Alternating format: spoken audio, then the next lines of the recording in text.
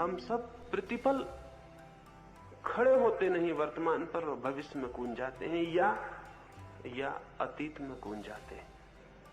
लेकिन जो क्षण मौजूद होता है उसमें हम मौजूद नहीं हो पाते और उसकी ही सत्ता है, वही वास्तविक है। अतीत और भविष्य, इन दोनों के बंधनों में मनुष्य की चेतना वर्तमान से अपरिचित रह जाती है। अतीत और भविष्य दोनों मनुष्य की ईजादें हैं। जगत की सत्ता में उनका कोई भी स्थान नहीं, उनका कोई भी अस्तित्व नहीं। भविष्य और अतीत, पास्ट और फ्यूचर कल्पित समय है, स्यूडो टाइम है, वास्तविक समय नहीं। वास्तविक समय, रियल टाइम तो केवल वर्तमान का क्षण है। वर्तमान के इस क्षण में जो जीता है वो सत्य तक पहुंच सकता है, क्योंकि वर्तमान का क्षण ही द्वार है। लेकिन जो अतीत और भविष्य में भटकता है वो सपने देख सकता है, स्मृतियों में खो सकता है, लेकिन सत्य से उसका साक्षात कभी भी संभव नहीं है। इन 3 दिनों में ऐसे जिए कि जो क्षण आपके पास है बस वही है। दूसरा क्षण मनुष्य के हाथ में होता भी नहीं। एक ही क्षण होता है, 2 क्षण नहीं होते। और उस एक क्षण को हम गंवा दें बीते हुए क्षणों के लिए या आने वाले क्षणों के लिए, तो बड़ी भूल हो जाती। एक छोटा सा क्षण मिलता है मनुष्य को, उससे ज्यादा नहीं। उस छोटे से क्षण को जीने की कला ही धर्म में प्रवेश की कला है। वही है आज। तो आज रात से ऐसा जिए कि जो क्षण है वही है। जो काम आप कर रहे हैं वही कर रहे हैं। यहां सुन रहे हैं तो सिर्फ सुन रहे हैं। इस सुनने में फिर और कुछ भी नहीं। मैं बोल रहा हूं, उस वक्त अगर आप सोचने लगे यही गीता में भी लिखा है, तो आप पीछे चले गए। कभी आपने पढ़ा होगा, उससे आप मेलजोल बिठाने लगे। मैं जो कहता था उसके आपसे संबंध टूट गया। अगर मैं कुछ कह रहा हूं और आप सोचने लगे कि अगर मैं ऐसा करूं या सोचूं तो कहीं ऐसा तो ना हो कि मुझे घर द्वार छोड़ देना पड़े, आप भविष्य में चले गए। आप समय बताने की जगह लड़की के विवाह का चिंतन करने लगे। क्या होगा मेरी बात से अगर ये सोचने लगे तो आप आगे चले गए। क्या पुरानी बातों से मेल करने लगे तो पीछे चले गए और वंचित हो गए उस बात को सुनने से जो मैं आपसे कहता था। जो मैं आपसे कह रहा हूं, अगर उसे ही सुनना है तो सुनने के क्षण में फिर और कहीं आप नहीं होना चाहिए। लेकिन ये केवल सुनने के लिए नहीं हो सकता। ये तो तभी हो सकता है जब हम 24 घंटे ऐसा जिए, जब आप पानी पी रहे हो तो सिर्फ पानी पिए, और भोजन करते हो तो सिर्फ भोजन, और रास्ते पे चलते हो तो सिर्फ रास्ते पर चले, और उस क्षण को ही समझ लें कि इसके आगे कुछ नहीं और पीछे कुछ नहीं, यही है और इसी में मुझे पूरी तरह मौजूद होना है। ये तो पहला ध्यान रखने का है इन 3 दिनों में। कठिन नहीं है, ख्याल में आ जाएगा तो बहुत सरल है। कठिन तो वो है जो आप कर रहे हैं। जो मैं कह रहा हूं वो तो बहुत सरल है, लेकिन अपने पैर पर जूता चढ़ाने जैसी सरल बात भी मुश्किल से ख्याल में आती। कठिन वो है जो आप कर रहे हैं। जिस ढंग से आप जी रहे हैं वो जीना एकदम कठिन है। आश्चर्य है कि हम जिए चले जा रहे हैं। जो मैं कह रहा हूं वो बहुत सरल है। यहां से लौटते वक्त उसका प्रयोग करते लौटें, और कम से कम 3 दिन तो कोशिश करें। हो सकता है 3 दिन में उसकी सच्चाई दिखाई पड़ जाए, और फिर जिसकी सच्चाई हमें दिखाई पड़ जाती है उससे इस जीवन में अलग होना कठिन है। 3 दिन के लिए हिम्मत करें, पीछे को छोड़ दें। छूट गया है अतीत आपसे, आप व्यर्थ ही उसे पकड़े। कहां है वो? कल का दिन अब कहां है, बीता क्षण अब कहां है। जो गया वो जा चुका, जो अभी नहीं आया वो नहीं आया, जो है बस वही है। 3 दिन देखें, एक एक पल जीकर देखें, आगे पीछे नहीं, मौजूद में, प्रेजेंट में, वर्तमान में। सुबह उठें तो ऐसे ही बस यही है, दोपहर यही है, सांझ यही है। जो क्षण सामने आए उसको इस तरह लें जैसे इसके आगे पीछे और कुछ भी नहीं। बहुत हैरान हो जाएंगे। इस ख्याल से जीने की गति और ही हो जाती। एक बहुत अद्भुत शांति क्षण में जीने से शुरू होती। आदमी कभी शांत नहीं है। सुनते हैं एक बार सिर्फ सारी मनुष्य जाति शांत हो गई थी एक क्षण को। कोई बहुत होशियार आदमी ने तरकीब निकाली थी, तब कहीं ये हो पाया था, लेकिन ये बहुत पुरानी घटना है, आप में से किसी को भी याद नहीं होगी, किसी किताब में नहीं लिखी गई, क्योंकि किताबें बहुत बाद में लिखी गई, ये उसके पहले की घटना है। और शायद आपने सुनी भी ना होगी, क्योंकि बहुत ही मुश्किल से किसी को ये पता है। एक बार एक समझदार आदमी ने एक तरकीब निकाली थी कि सारी मनुष्य जाति को शांत रहने का अनुभव करा दे। उसने ये अफवाह उड़ाई सारी दुनिया में कि चांद पर भी लोग रहते हैं, अगर हम सारे लोग बहुत ताकत से चिल्लाएं तो शायद वे सुन ले। तो सारी पृथ्वी पर एक खास नियत दिन, खास समय पर सारे लोग जोर से हो की आवाज करके चिल्लाएंगे। ये अफवाह उड़ा दी। सारी दुनिया में बड़ी उत्सुकता से उस दिन की प्रतीक्षा की गई। वो क्षण आ गया, वो घड़ी आ गई, वो पल करीब आने लगा। सारे दुनिया के लोग, बच्चों से बूढ़ों तक तैयार थे, क्योंकि सारे लोग चिल्लाएंगे तो ही शायद चांद तक रहने वाले लोगों तक आवाज पहुंच सके और उनसे संबंध पैदा करना था। ठीक क्षण भी आ गया, लेकिन कोई भी नहीं चिल्लाया, क्योंकि हर एक सोचता था कि मैं चुप रह जाऊं तो इतनी बड़ी आवाज सुनने का मौका फिर दोबारा आने वाला नहीं। सब चिल्लाएंगे, कितनी अद्भुत आवाज होगी, मैं सुन लूं। और एक के न चिल्लाने से क्या फर्क पड़ेगा। दुनिया में कोई भी नहीं चिल्लाया, और वो एक क्षण टोटल साइलेंस का क्षण था, क्योंकि सभी प्रतीक्षा कर रहे थे। कोई भी पीछे के ख्याल में नहीं था, आगे के ख्याल में नहीं था। इसी वक्त एक घटना घट रही थी कि सारी दुनिया में सारे लोग चिल्लाएंगे हो, और इस आवाज को हम सुन ले। उस क्षण उस अद्भुत होशियार आदमी ने बड़ी तरकीब का काम किया था। फिर बहुत समय से ऐसा कोई काम नहीं हुआ, और आदमी की जिंदगी में कोई शांति का क्षण नहीं। उस वक्त सारे लोग हैरान रह गए थे।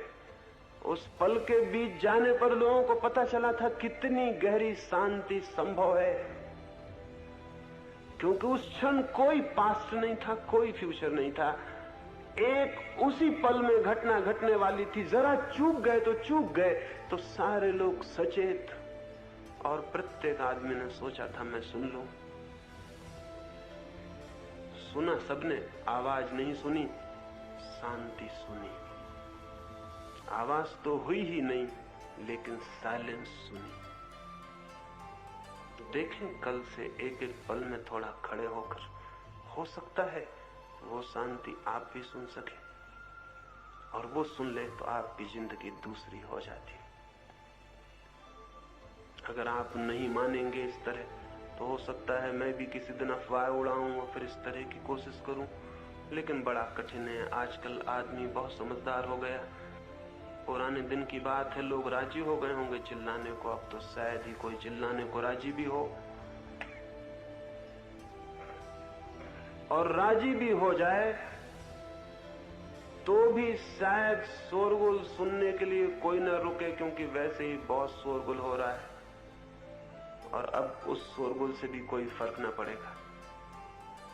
ये तो पहला सूत्र है, पल पल, मोमेंट टू मोमेंट जीने का। दूसरा सूत्र, हम निरंतर एक अजीब बीमारी से ग्रसित हैं और वो बीमारी है अत्यधिक व्यस्त होने की, ऑक्युपाइड होने की। हर आदमी ऐसा लग रहा है जैसे बहुत भारी काम में उलझा हुआ है। शायद काम कुछ भी नहीं है, लेकिन आदत अत्यधिक काम में उलझे होने की हमने खड़ी कर ली।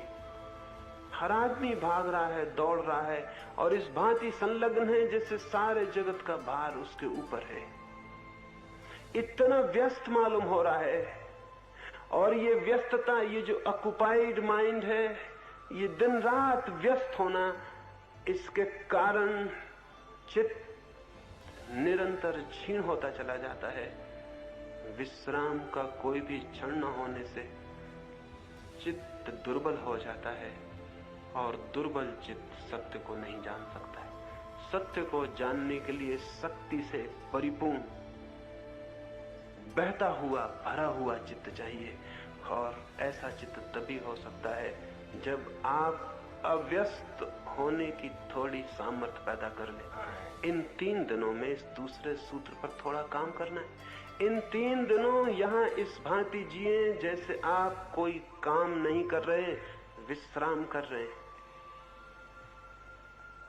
कभी आपने देखा आकाश में सांझ को चीलें आकाश से उतरती हैं, तब उनको देखा वे परों को फैलाकर अत्यंत विश्राम में हवा पे डोलती हुई धीरे धीरे उतरती आती। कभी ख्याल किया? कभी चीलों के पर देखे तुले हुए? न तो पंखे हिल रहे हैं, न वे हवाओं में तैरने की कोशिश कर रही हैं, उन्होंने सिर्फ पंख छोड़ दिए हैं और हवाओं पे सवार हो गई हैं। हवाएं उन्हें धीरे धीरे नीचे उतारती ला रही। सारी प्रकृति इसी भांति विश्राम में जी रही है, सिर्फ मनुष्य को छोड़कर। मनुष्य अति तनाव में है और उसे ख्याल भी नहीं है कि इतना तना हुआ होना, इतना व्यस्त, इतना उलझा हुआ होना ही उसे वंचित कर रहा है किसी सत्य को, किसी आनंद को जानने से। इन 3 दिनों में अत्यंत शांत और अव्यस्त, जैसे आप कोई काम नहीं कर रहे हैं, विश्राम कर रहे हैं। इन 3 दिनों को सब भांति आध्यात्मिक छुट्टी के दिन बना लें, स्पिरिचुअल हॉलीडे समझ लें। साधारणता छुट्टी हम मनाते हैं, वो भी शरीर की छुट्टी होती है, मन की छुट्टी नहीं होती। इन 3 दिनों में मन को भी छुट्टी दे दें। इस भांति जिए जैसे कोई भी काम नहीं है। और यहाँ क्या काम है? आप बिल्कुल बिना काम है यहाँ। और इन 3 दिनों को बिल्कुल ही ऐसे गुजार देना है जैसे कोई सो के विश्राम करके गुजार देता है। तो इन 3 दिनों में आप पाएंगे आपका मन एक नई ताजगी, ऊर्जा और शक्ति से भर गया। और ये शक्ति बहुत जरूरी है। इस शक्ति के बिना कोई रास्ता नहीं है कि आप तय कर सके। लेकिन अव्यस्त होना जरूरी है। कोई ऑक्युपाइड चित्त की दशा ना हो। लेकिन हम तो, एक आदमी को मैं देखता था रोज सांझ वो घूमने जाते थे, लेकिन घूमने भी वो ऐसे जाते थे इतनी तेजी से कि जैसे किसी युद्ध पर जा रहे हो। तो मैंने उन्हें टोका और मैंने कहा कि आप किसी लड़ाई पर जाते हैं रोज? उन्होंने कहा लड़ाई पर? मैं तो घूमने जाता हूँ। तो मैंने कहा लेकिन जाते आप ऐसे हैं, इतने तने हुए, इतने खिंचे हुए, इतने परेशान, इतने भागे हुए, जैसे कहीं पहुंचना हो। कहां पहुंचने के लिए जाते? उनका पहुंचने में सिर्फ घूमने जाता हूं। लेकिन मैंने कहा आपका मन घूमने की दशा में नहीं होता।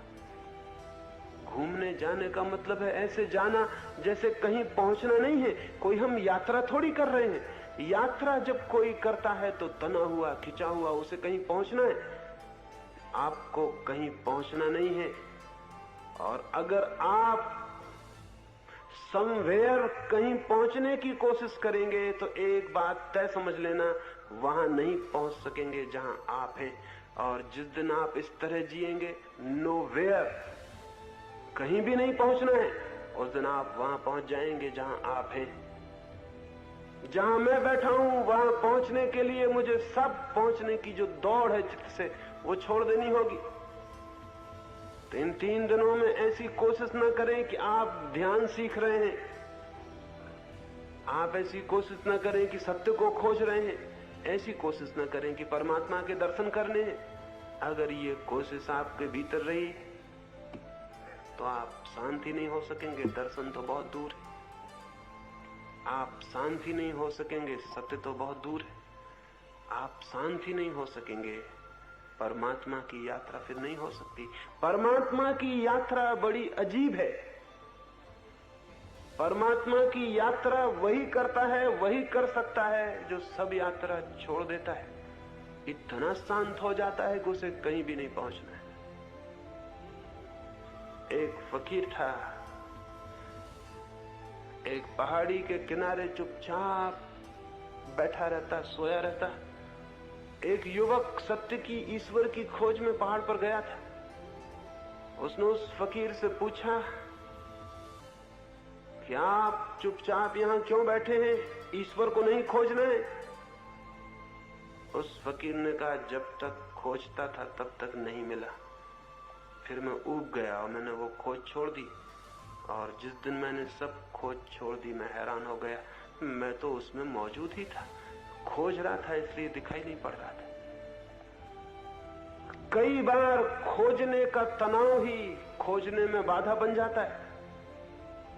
कई बार हम जिस चीज को खोजते हैं, खोजने के कारण ही उसको नहीं उपलब्ध हो पाते। कभी ख्याल किया आपने, किसी आदमी का नाम खो गया है आपके मन में और आप खोजने को लगे हुए हैं, खोजते हैं और परेशान हो जाते हैं, सिर ठोक लेते हैं कि बिल्कुल जवान तक आता है लेकिन आता नहीं, पता नहीं चलता कहां गया, कैसे खो गया। मालूम है मुझे, ये भी मालूम है कि मुझे मालूम है, भीतर आता है पर न मालूम कहां अटक जाता है।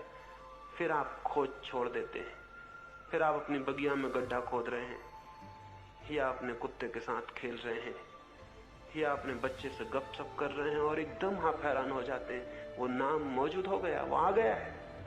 और तब आप समझ भी नहीं पाते कि ये कैसे आ गया। आप खोजते थे, खोजने की तनाव की वजह से मन अशांत हो गया, अशांत होने की वजह से उसे रास्ता नहीं मिलता था आने का, वो अटका रह गया पीछे। आप शांत हो जाओ तो वो आ जाए, आप अशांत हो तो वो आए कहां से, द्वार कहां मिले, रास्ता कहां मिले। भीतर परमात्मा निरंतर आप तक आने की कोशिश कर रहा है, लेकिन आप इतने व्यस्त हैं कि आपकी इस व्यस्तता में बाधा देने जैसी अशिष्टता परमात्मा न करेगा। वो आपको परेशान नहीं करेगा, जब आप शांत हो जाएं तो आ जाएगा। वो उन मेहमानों में से नहीं है कि आप कुछ भी कर रहे हो और वो आ जाए। जब देखेगा कि आप तैयार हैं तो वो तो हमेशा मौजूद है। भीतर कोई हमारे रास्ता खोज रहा है, लेकिन हम इतने सतह पर इतने व्यस्त हैं, इतनी लहरों से भरे हैं कि उसे रास्ता नहीं मिलता है। कृपा करें, रास्ता दें। आपको परमात्मा को नहीं खोजना है, परमात्मा आपको ही खोज रहा है। आप इतनी ही कृपा करें कि रास्ता दे दें। आप बीच में न खड़े हो अपने और परमात्मा के, तो सारी बात हल हो जाती। लेकिन शायद हमें इसका ख्याल नहीं है। इन 3 दिनों में इस ख्याल पर थोड़ा सा ध्यान ले जाएं। 3 दिन इस तरह जिएं कि आपको कोई भी काम नहीं है, और आश्रमों में और संतों, साधुओं और महात्माओं के पास आप जाते होंगे, उस भांति मेरे पास ना आए। वे आपको काम सिखाते हैं, वे सिखाते हैं प्रार्थना करो, पूजा करो, नाम जपो, गीता पढ़ो, ये करो, वो करो, बहुत जोर से करो। जितना ज्यादा करोगे, 1000 दफे नाम जपोगे तो 1 लाख दफे जपोगे तो और फायदा है, 1 करोड़ दफे जपोगे तो और फायदा है। 1 दफे गीता पढ़ोगे तो कम, 1000 दफे पढ़ोगे तो और ज्यादा। 1 उपवास करोगे तो कम, 1000 कर लोगे तो बहुत ज्यादा। वे आपको कोई काम सिखाते हैं, वे आपको किसी काम में लगाते हैं। मैं आपको कोई काम सिखाने को यहां नहीं हूं। मैं तो चाहता हूं कि आप थोड़ी देर को बेकाम हो जाएं, आपके मन में, तन में कोई काम न रह जाए, तो शायद उस काम से रहित चित्त की अनऑक्युपाइड स्थिति में अव्यस्त स्थिति में कुछ फलित हो जाए, कुछ घटित हो जाए। तो दूसरा सूत्र है, इन 3 दिनों के लिए व्यस्तता न दिखाएं। यहां कोई फिक्र नहीं अगर मेरी एक चर्चा में ना आ पाए तो कोई हर्जा नहीं हुआ जाने वाला। कोई फिक्र नहीं अगर ध्यान को वक्त पर न पहुंच पाए, कोई हर्जा नहीं हुआ जाने वाला। लेकिन इतनी शांति से जिए इन 3 दिनों में कि आप कोई काम में नहीं लगे हैं, मौज में, एक आनंद में यहां हैं। यहां कोई साधना करने आए हैं तो साधना की हमारी धारणा ही कुछ अजीब है। उसमें तो जो जितना बड़ा साधक है उतना ही तन के और चुस्त बैठा रहता है, उतना ही तनाव से भरा रहता है। ऐसी साधना यहां नहीं है। मैं तो साधना ही इसको कहता हूं कि आप सब तरह से उपराम को, विश्रांति को, एकदम चित्त के तल पर सब तरह के काम से छुटकारा पा जाएं। 3 दिन इस तरह का, इस तरफ ध्यान देना का आपसे निवेदन है। और जैसे ही आप थोड़े से विश्राम में रहना जान पाएंगे, आप हैरान हो जाएंगे। यहाँ इतने दरख्त हैं, इतने पक्षी बोलते हैं। चुपचाप उनके पास, दरख्तों के पास जाके बैठ जाएं, लेट जाएं, कुछ ना करें। 3 दिनों में ज्यादा समय कुछ ना करें और देखें कि उस ना करने से कुछ हो सकता है क्या। अब तक जिन्होंने भी जीवन की गहराइयां जानी हैं, वे ही लोग हैं जिन्होंने किन्हीं ना करने के क्षणों में परमात्मा से संबंध जोड़ लिया है। लाओत्से से कहा करता था, कुछ करना हो तो संसार की तरफ जाओ, कुछ ना करना हो तो परमात्मा की तरफ। मैं ये नहीं कह रहा हूं कि आप अपनी दुकानें बंद कर देंगे, नौकरियां छोड़ देंगे, अपने काम धंधे बंद कर देंगे, वो मैं नहीं कह रहा हूं। मैं तो सिर्फ इतना निवेदन कर रहा हूं, इन 3 दिनों में आप इस एटीट्यूड में, इस दृष्टि में जीने का थोड़ा प्रयोग करें। फिर आप पाएंगे कि बिल्कुल चित्त के तल पर बिना काम रहकर भी बाहर के तल पर काम किया जा सकता है और तब काम योग बन जाता है। भीतर अकर्म हो, भीतर चित्त पर कोई भी कर्म की भागदौड़ न हो और बाहर जीवन पूरा सक्रिय हो तो जीवन योग हो जाता है। और अकर्म हो भीतर तो कर्म बाहर अपने आप कुशल हो जाता है।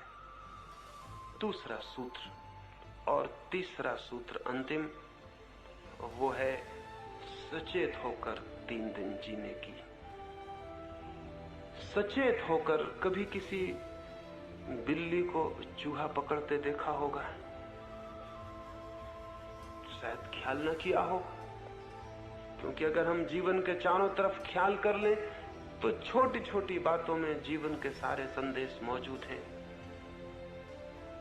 लेकिन बिल्ली को कौन गुरु बनाना चाहेगा? न तो बिल्ली भगवा वस्त्र पहनती है, न टीका लगाती है, न त्याग करती है, न बिल्ली कोई तीर्थंकर है, न कोई अवतार है। बिल्ली से कौन सीखने जाएगा?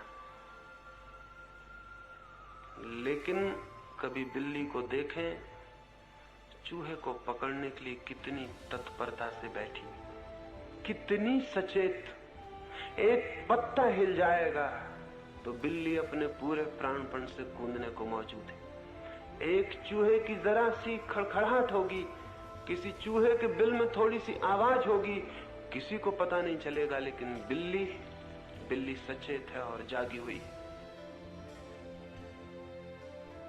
बिल्ली की भांति सचेत होने का जो आदमी अपने चित्त की तैयारी कर लेता है, उस आदमी से सत्य बच के नहीं निकल सकता। बिल्ली से चूहा बच के निकल भी जाए, लेकिन सचेत मनुष्य से सत्य बच के नहीं निकल सकता। इतनी सचेतना चाहिए, लेकिन हम तो सोए सोए जीते। रास्ते पर निकल जाते हैं, न तो हमें वृक्ष दिखाई पड़ते, न उन पर बैठे हुए पक्षी हमें सुनाई पड़ते, न आकाश में उगा हुआ चांद हमें दिखाई पड़ता। हमें कुछ भी दिखाई नहीं पड़ता। हम तो जैसे सोए हुए चले जा रहे हैं। कई बार अनुभव हुआ होगा, किसी किताब का एक पन्ना पढ़ते हैं, बाद में पता चलता है कि मुझे तो जैसे मैंने कुछ भी नहीं पढ़ा, कुछ ख्याल नहीं आता। लेकिन आप पढ़ तो गए, सोए सोए पढ़ गए होंगे। कभी ख्याल आता है, कोई आदमी कोई बात करता है और चूक जाती है, बाद में हमें ख्याल आता है सुनी तो थी, लेकिन कुछ ख्याल नहीं पड़ता, सोए सोए सुनी होगी। केवल 24 घंटे में मुश्किल से कोई क्षण होता होगा जब हम जाग के जिंदगी को थोड़ा बहुत अनुभव करते हो, अन्यथा हम सोए सोए चलते हैं। एक शिक्षक था, युवकों को दरख्तों पे चढ़ना सिखाता था। एक युवक को सिखा रहा था, एक राजकुमार सीखने आया हुआ था। राजकुमार चढ़ गया था ऊपर की चोटी तक, वृक्ष की ऊपर के शाखाओं तक, फिर उतर रहा था। वो बूढ़ा चुपचाप दरख्त के नीचे बैठा हुआ देख रहा था। कोई 10 फीट नीचे से रह गया होगा युवक, तब वो बूढ़ा खड़ा हुआ और चिल्लाया, सावधान बेटे, सावधान होकर उतरना, होश से उतरना। वो युवक बहुत हैरान हुआ, उसने सोचा या तो ये बूढ़ा पागल है। जब मैं 100 फीट ऊपर था और जहां से गिरता तो जीवन के बचने की संभावना न थी, जब मैं बिल्कुल ऊपर की चोटी पर था तब तो ये कुछ भी नहीं बोला, चुपचाप आंख बंद किए वृक्ष के नीचे बैठा रहा। और अब जबकि मैं नीचे ही पहुंच गया हूं, कोई खतरा नहीं है, तो पागल चिल्ला रहा है, सावधान सावधान। नीचे उतर के उसने कहा कि मैं हैरान हूं, जब मैं ऊपर था तब तो आपने कुछ भी नहीं कहा, जब डेंजर था, खतरा था, और जब मैं नीचे आ गया जहां कोई खतरा न था।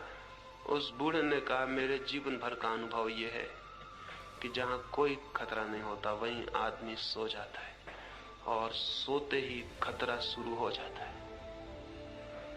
ऊपर कोई खतरा ना था, क्योंकि खतरा था और उसकी वजह से तुम जागे हुए थे, सचेत थे, तुम गिर नहीं सकते थे। मैंने आज तक ऊपर की चोटी से किसी को गिरते नहीं देखा। कितने लोगों को मैं सिखा चुका, जब भी कोई गिरता है तो 10-15 फीट नीचे उतर के या चढ़ते में गिरता है, क्योंकि वहां वो निश्चिंत हो जाता है। निश्चिंत होते ही सो जाता है, सोते ही खतरा मौजूद हो जाता है। जहां खतरा मौजूद है वहां खतरा मौजूद नहीं होता, क्योंकि वो सचेत होता है। जहां खतरा नहीं है वहां खतरा मौजूद हो जाता है, क्योंकि वो सो जाता है। मनुष्य सभी पक्षियों से ज्यादा सो गया है, क्योंकि जीवन में उसने सभी पक्षियों पशुओं से ज्यादा सिक्योरिटी सुविधा जुटा ली। कोई पशु पक्षी इतना सोया हुआ नहीं जितना आदमी। देखें किसी कौवे को आपके घर के पास बैठा हुआ, जरा आप आंख भी हिलाएं और कौवा अपने पर फैला देगा। आंख हिलाएं, आप जरा हाथ हिलाएं और कौवा तैयार है, सचेत है। जानवरों को भागते हुए देखें, दौड़ते हुए देखें, उनको खड़े हुए देखें, वे सचेत हैं। आदमी ने एक तरह की सिक्योरिटी, एक तरह की सुरक्षा अपने चारों तरफ खड़ी कर ली है, और उस सुरक्षा की वजह से वो आराम से सो गया है। और सच्चाई यह है कि सब सिक्योरिटी झूठी है, क्योंकि मौत इतनी बड़ी असलियत है कि हमारी सब सुरक्षा झूठी ही सिद्ध होती है। कोई सुरक्षा हमारी सच्ची नहीं है। लेकिन एक फॉल्स, एक मिथ्या ख्याल हमने पैदा कर लिया कि हम सुरक्षित हैं। सुरक्षित कोई भी मनुष्य नहीं है। जीवन असुरक्षा है, इनसिक्योरिटी है। कौन सी चीज सुरक्षित है? आपकी पत्नी सुरक्षित है? क्या आप सोचते हैं कल भी वो आपको प्रेम देगी? आपके बच्चे सुरक्षित हैं कि आप सोचते हैं वो बड़े होने पर आपको आदर देंगे? आपके मित्र सुरक्षित हैं कि वे कल शत्रु नहीं हो जाएंगे?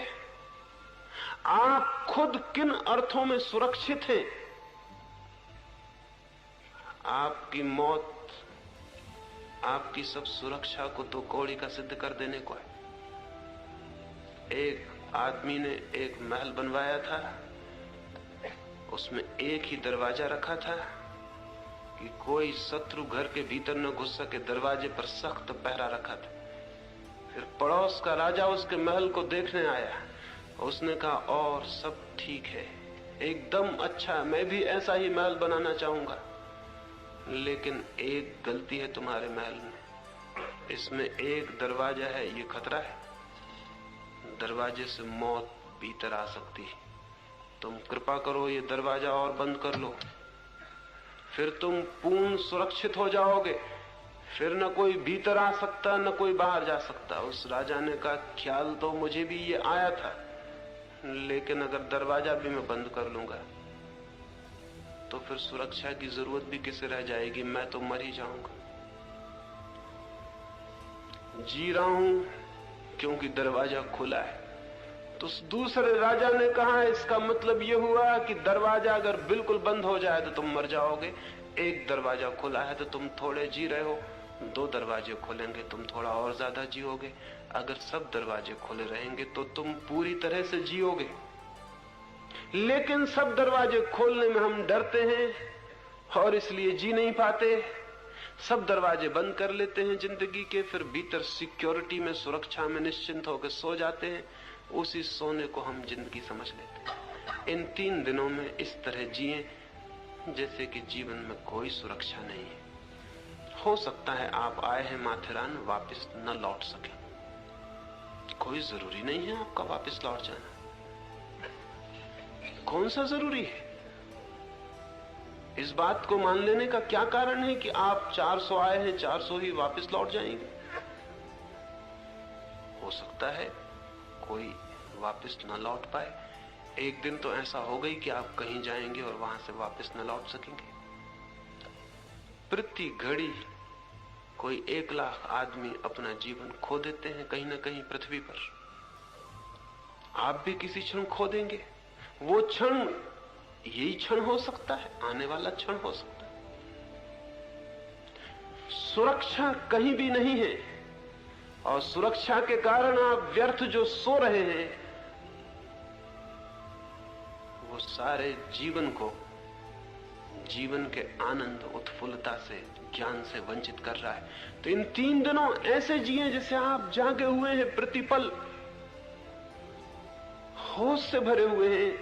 एक एक घटना, एक एक पत्थर, एक एक पत्ता, एक एक पत्ते पर चमकती सूरज की रोशनी, चांद की रोशनी बदलियों पर, सब आपको दिखाई पड़ रहा है। आप जागे हुए, सब चीजों के प्रति आप सचेत हैं। जीवन एक खतरा है और आप चेतना से भरे हुए, उठते बैठते सब तरह से जागे हुए हैं। जागे हुए होने का अर्थ एक छोटी कहानी से समझाऊं, फिर मैं अपनी चर्चा पूरी करूं। एक बहुत अद्भुत आदमी था, वो चोरों का गुरु था। सच तो यह है कि चोरों के अतिरिक्त और किसी का कोई गुरु होता ही नहीं। चोरी सीखने के लिए गुरु की बड़ी जरूरत है। तो जहां जहां चोरी वहां वहां गुरु, जहां जहां गुरु वहां वहां चोरी। चोरों का गुरु था, मास्टर थीफ था। उतना जितना कुशल कोई चोर नहीं था। कुशलता थी, वो तो एक टेक्निक था, एक शिल्प था। जब बूढ़ा हो गया तो उसके लड़के ने कहा कि मुझे भी सिखा दे। उसके गुरु ने कहा, ये बड़ी कठिन बात है। पिता ने चोरी करनी बंद कर दी थी। उसने कहा, ये बहुत कठिन बात है। फिर मैंने चोरी करनी बंद कर दी, क्योंकि चोरी में कुछ ऐसी घटनाएं घटी कि जिनके कारण मैं ही बदल गया। उसके लड़के ने पूछा, कौन सी घटनाएं? उसने कहा, कुछ ऐसे खतरे आए कि उन खतरों में मैं इतना जाग गया, जागने की वजह से चोरी मुश्किल हो गई। और जागने की वजह से उस संपत्ति का ख्याल आया जो सोने के कारण दिखाई नहीं पड़ती थी। अब मैं एक दूसरी ही चोरी में लग गया हूं। अब मैं परमात्मा की चोरी कर रहा हूं। पहले आदमियों की चोरी करता रहा। लेकिन मैं तुम्हें कोशिश करूंगा, शायद तुम्हें भी ये हो जाए। चाहता तो यही हूं कि तुम आदमियों के चोर मत बनो, परमात्मा के ही चोर बनो। लेकिन शुरुआत आदमियों की चोरी से कर देने में भी कोई हर्जा नहीं है। ऐसे हर आदमी ही आदमी की ही चोरी से शुरुआत करता है। हर आदमी के हाथ दूसरे आदमी की जेब में पड़े होते हैं। जमीन पर दो ही तरह के चोर हैं, आदमियों से चुराने वाले और परमात्मा से चुरा लेने वाले। परमात्मा से चुरा लेने वाले तो बहुत कम हैं जिनके हाथ परमात्मा की जेब में चले जाएं, लेकिन आदमियों की तो हाथ में सारे लोग एक दूसरे की जेब में डाले ही रहते हैं, और खुद के दोनों हाथ दूसरे की जेब में डाल देते हैं तो दूसरों के उनकी जेब में हाथ डालने की सुविधा हो जाती है। स्वाभाविक, क्योंकि अपनी जेब की रक्षा करें तो दूसरे की जेब से निकाल नहीं सकते। दूसरे की जेब से निकालें तो अपनी जेब असुरक्षित छूट जाती, उसमें से दूसरे निकालते हैं। एक म्यूचुअल, एक पारस्परिक चोरी सारी दुनिया में चल रही। उसने कहा कि लेकिन चाहता हूं कि कभी तुम परमात्मा के चोर बन सको, तुम्हें मैं ले चलूंगा। दूसरे दिन वो अपने युवा लड़के को लेकर राजमहल में चोरी के लिए गया। उसने जाके आहिस्ता से दीवार की ईंटें सरकाई। लड़का थर थर कांप रहा है खड़ा हुआ। आधी रात है, राजमहल है, संतरी द्वारों पर खड़े हैं, और वो इतनी शांति से ईंटें निकाल के रख रहा है कि जैसे अपना घर हो। लड़का थर थर कांप रहा है, लेकिन बूढ़े बाप के बूढ़े हाथ बड़े कुशल हैं। उसने आहिस्ता से ईंटें निकाल के रख दी। उसने लड़के से कहा, कपो मत। साहूकारों को कपना शोभा देता है, चोरों को नहीं। ये काम नहीं चल सकेगा। अगर कपोगे तो क्या चोरी करोगे? कंपन बंद करो। देखो मेरे बूढ़े हाथ भी कपते नहीं। सेंध लगा के बूढ़ा बाप भीतर हुआ। उसके पीछे उसने अपने लड़के को भी बुलाया। वे महल के अंदर पहुंच गए। उसने कई ताले खोले और महल के बीच के कक्ष में भी पहुंच गए। कक्ष में एक बहुत बड़ी बहुमूल्य कपड़ों की अलमारी थी। अलमारी को बूढ़े ने खोला और लड़के से कहा, भीतर घुस जाओ और जो भी कीमती कपड़े हो बाहर निकाल लो। लड़का भीतर गया। बूढ़े बाप ने दरवाजा बंद करके ताला बंद कर दिया। जोर से सामान पटका और चिल्लाया, चोर, और सेंध से निकल के घर के बाहर हो गया। सारा महल जग गया और लड़के के प्राण आप सोच सकते हैं किस स्थिति में नहीं पहुंच गए होंगे। ये कल्पना भी न की थी कि बाप ऐसा दुष्ट हो सकता है, लेकिन सिखाते समय सभी माँ बाप को दुष्ट शायद होना पड़ता है। लेकिन एक बात हो गई, ताला बंद कर गया है बाप, कोई उपाय नहीं छोड़ गया बचने का। चिल्ला गया है, महल के संतरी जाग गए, नौकर चाकर भाग गए हैं, प्रकाश जल गए हैं, लालटेनें घूमने लगी हैं, चोर की खोज हो रही। चोर जरूर मकान के भीतर है, दरवाजे खुले पड़े हैं, दीवार में छेद है। फिर एक नौकरानी मोमबत्ती लिए हुए उस कमरे में भी आ गई है जहां वो बंद है, और वो अगर वे लोग न भी देख पाए तो भी फर्क नहीं पड़ता, क्योंकि वो बंद है और निकल नहीं सकता, दरवाजे पे ताला है बाहर। लेकिन कुछ हुआ। अगर आप उस जगह होते तो क्या होता? आज रात सोते वक्त जरा ख्याल करना कि उस जगह अगर मैं होता, उस लड़के की जगह, तो क्या होता। क्या उस वक्त आप विचार कर सकते थे? विचार करने की कोई गुंजाइश ही नहीं थी। उस वक्त आप क्या सोचते? सोचने का कोई मौका नहीं था। उस वक्त आप क्या करते? कुछ भी करने का उपाय नहीं था। द्वार बंद, बाहर ताला लगा हुआ है, संतरी अंदर घुस आए हैं, नौकर भीतर खड़े हैं, घर भर में खोजबीन की जा रही। आप क्या करते? उस लड़के के पास करने को कुछ भी नहीं था। न करने के कारण वो बिल्कुल शांत हो गया। उस लड़के के पास सोचने को कुछ नहीं था, सोचने का कोई जगह नहीं थी, गुंजाइश नहीं थी। सो जाने का मौका नहीं था, क्योंकि खतरा बहुत बड़ा था, जिंदगी मुश्किल में थी। वो एकदम अलर्ट हो गया। ऐसी अलर्टनेस, ऐसी सचेतता, ऐसी सावधानी उसने जीवन में कभी देखी नहीं थी। ऐसे खतरे को ही नहीं देखा था। और उस सावधानी में कुछ होना शुरू हुआ, उस सचेतना के कारण कुछ होना शुरू हुआ जो वो नहीं कर रहा था, लेकिन हुआ। उसने कुछ अपने नाखून से दरवाजा खरोचा, नौकरानी पास से निकलती थी, उसने सोचा शायद चूहा या कोई बिल्ली कपड़ों की अलमारी में अंदर है। उसने ताला खोला, मोमबत्ती लेके भीतर झांका, उस युवक ने मोमबत्ती बुझा दी। बुझाई ये कहना केवल भाषा की बात है, मोमबत्ती बुझा दी गई, क्योंकि युवक ने सोचा नहीं था कि मैं मोमबत्ती बुझा दूं। मोमबत्ती दिखाई पड़ी, युवक शांत खड़ा था, सचेत। मोमबत्ती बुझा दी, नौकरानी को धक्का दिया, अंधेरा था, भागा। नौकर उसके पीछे भागे, दीवार से बाहर निकला, जितनी ताकत से भाग सकता था भाग रहा था। भाग रहा था कहना गलत है, क्योंकि भागने का कोई उपक्रम, कोई चेष्टा, कोई एफर्ट वो नहीं कर रहा था, बस पा रहा था कि मैं भाग रहा हूं। और फिर पीछे लोग लगे थे, वो एक कुएं के पास पहुंचा, उसने एक पत्थर को उठा के कुएं में पटका। नौकरों ने कुएं को घेर लिया, वे समझे कि चोर कुएं में कूद गया है। वो एक दरख्त के पीछे खड़ा, फिर आहिस्ता से अपने घर पहुंचा। जाके देखा उसका पिता कंबल ओढ़े सो रहा था। उसने कंबल झटके से खोला और कहा कि आप यहां सो रहे हैं मुझे मुश्किल में फंसा के। उसने कहा बात मत करो, तुम आ गए, बात खत्म हो गई। कैसे आए तुम खुद ही सोच लेना, कैसे आए तुम वापिस। उसने कहा मुझे पता नहीं कि मैं कैसे आया हूं, लेकिन कुछ बातें घटी। मैंने जिंदगी में ऐसी अलर्टनेस, ऐसी ताजगी, ऐसा होश कभी देखा नहीं था।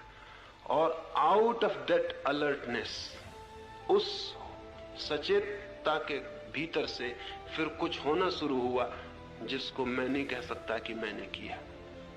मैं बाहर आ गया हूं। उस बूढ़े ने कहा अब दोबारा भीतर जाने का इरादा है। उस युवक ने कहा उस सचेतना में, उस अवेयरनेस में जिस आनंद का अनुभव हुआ है, अब मैं चाहता हूं मैं भी परमात्मा का चोर हो जाऊं। अब आदमियों की संपदा में मुझे भी कोई रस दिखाई नहीं पड़ता, क्योंकि उस सचेतना में मैंने अपने भीतर जो संपदा देखी है वह संसार में कहीं भी नहीं। तो मैं परमात्मा के चोर होना आपको सिखाना चाहता हूं, लेकिन उसके पहले इन 3 सूत्रों पर इन 3 दिनों में अगर आप सहयोग देंगे तो इसमें कोई बहुत आश्चर्य नहीं है कि जाते वक्त आप अपने सामान में परमात्मा की भी थोड़ी सी संपदा ले जाते हुए अपने आप को अनुभव करें। वो संपत्ति सब जगह मौजूद है, लेकिन कोई हिम्मतवर चोर आता ही नहीं कि उस संपत्ति को चुराए और अपने घर ले जाए। परमात्मा करे आप भी एक मास्टर थीप हो सके, एक कुशल चोर हो सके उस बड़ी संपदा को चुराने में। उस चोरी के सिखाने का ही यहां राज 3 दिनों में आपसे मैं कहूंगा। और अगर आपका सहयोग रहा तो ये बात हो सकती है। आज के लिए तो इतना बस, क्योंकि रात बहुत हो गई और जिनको चोरी की तैयारी करनी है उन्हें अपनी अपनी जगह चले जाना चाहिए। मेरी बातों को इतने प्रेम और शांति से सुना है, उसके लिए बहुत बहुत धन्यवाद। अंत में यही प्रार्थना करता हूं, प्रभु करे वो आशा और वो सपना पूरा हो सके जिसके लिए हम सबके प्राण लालाए थे। वो हो सकता है, सिर्फ आपके सहयोग की जरूरत है। अंत में सबके भीतर बैठे परमात्मा को प्रणाम करता हूं, मेरे प्रणाम स्वीकार करें।